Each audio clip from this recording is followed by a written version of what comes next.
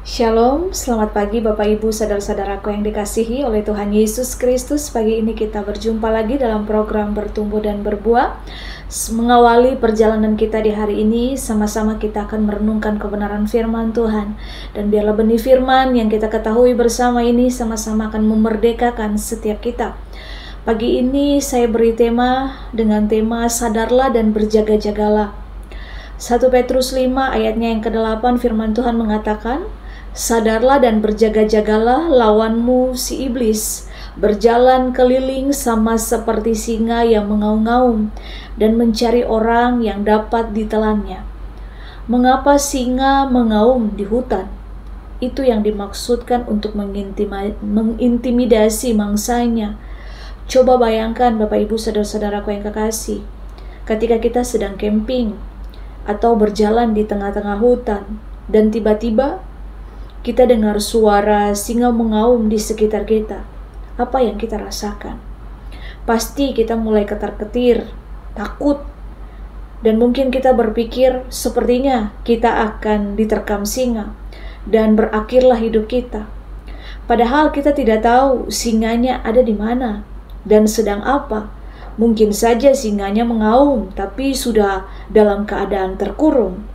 Seperti itulah Bapak Ibu saudara-saudaraku, iblis menyerang kita. Dia datang dengan mengaum-ngaum, yaitu dalam bentuk intimidasi. Dia bertujuan membuat kita bingung, patah semangat, hilang harapan, kehilangan kesabaran, hilang sukacita, hilang damai sejahtera, dan membuat kita terlalu membesar-besarkan persoalan yang kita sementara hadapi.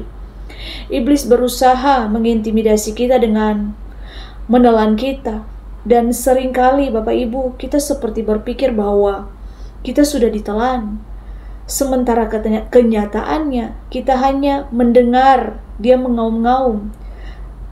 Singa itu dan iblis sama Bapak Ibu, dia sama Bapak Ibu mengaum-ngaum, dan sama sekali belum tentu dia menyentuh kita. Hari ini mari kita diingatkan Tuhan untuk kita sadar akan serangan iblis dalam kehidupan kita. Setiap hari Bapak Ibu, iblis ini dia bekerja dan dia akan berusaha untuk menyerang kita dengan berbagai cara. Pertama Bapak Ibu, iblis itu dia menyerang kita lewat pikiran kita. Salah satunya Bapak Ibu adalah lewat masalah yang kita hadapi. Sebagai anak-anak Tuhan, mari kita menyadari bahwa serangan iblis akhir-akhir ini sungguh dahsyat. Dan kita juga harus menyadari bahwa Tuhan kita lebih dahsyat, Tuhan kita Maha Kasih, dan Dia selalu menyertai kita Bapak Ibu. Dan Dia setia terhadap janji-janjinya. Tuhan Bapak Ibu hanya kepadanya saja Bapak Ibu kita berharap dan kita bersandar. Tuhan menerima kita apa adanya dengan segala kelemahan kita, dengan segala keterbatasan kita, dan Tuhan juga yang akan memampukan kita Bapak Ibu untuk mengatasi setiap kelemahan-kelemahan yang terjadi dalam hidup kita. Dan juga Bapak Ibu, Tuhan akan selalu memelihara kita, bahkan Dia memagari kita dari segala intimidasi. Dan Tuhan itu Bapak Ibu jauh lebih besar dari segala persoalan apapun yang kita hadapi, sehingga saat iblis datang menyerang kita, mengintimidasi kita dan berkata bahwa Tuhan tidak menyertai kita, iblis akan berkata Tuhan tidak sanggup untuk menolong kita dan sebagainya. Kita sadar bahwa itu semua tidak benar, dan kita ingat bahwa Tuhan senantiasa ada dalam kehidupan kita. Jadi kalau kita sadar akan berbagai tipu daya iblis dalam kehidupan kita, maka sebaiknya kita harus selalu berjaga-jaga dan berdoa, selalu siap menghadapi serangan iblis itu kapan saja. Firman Tuhan mengajarkan bagi setiap kita Bapak Ibu bahwa ketika kita melawan serangan iblis ini, yaitu apa? Kita punya iman yang teguh. Bagaimana kita memiliki iman yang teguh? Kita harus senantiasa rajin bergaul dengan Tuhan. Kita punya intimisi dengan Tuhan, punya keintiman dengan Tuhan. Melalui apa?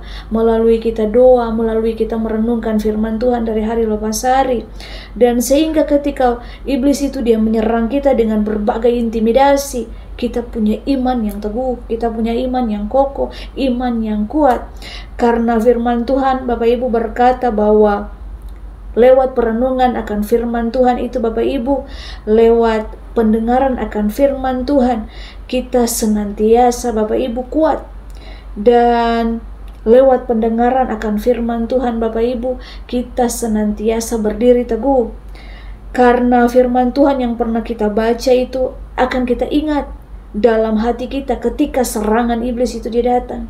Jangan takut akan serangan iblis ketika serangan itu datang bertubi-tubi, karena kita tahu dengan siapa kita berjalan, dengan siapa kita bergaul.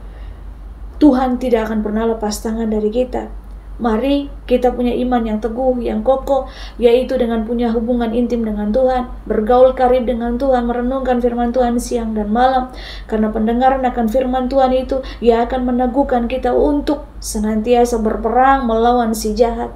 Jangan takut dengan intimidasi. Iblis datang untuk mencuri, membunuh, membinasakan. Tapi kita tahu Tuhan beri kuasa bagi setiap kita anak-anaknya untuk berperang, untuk menghadapi segala tantangan-tantangan dalam kehidupan kita. Kiranya firman Tuhan di pagi ini meneguhkan, bahkan memberkati setiap kita. Tuhan Yesus memberkati.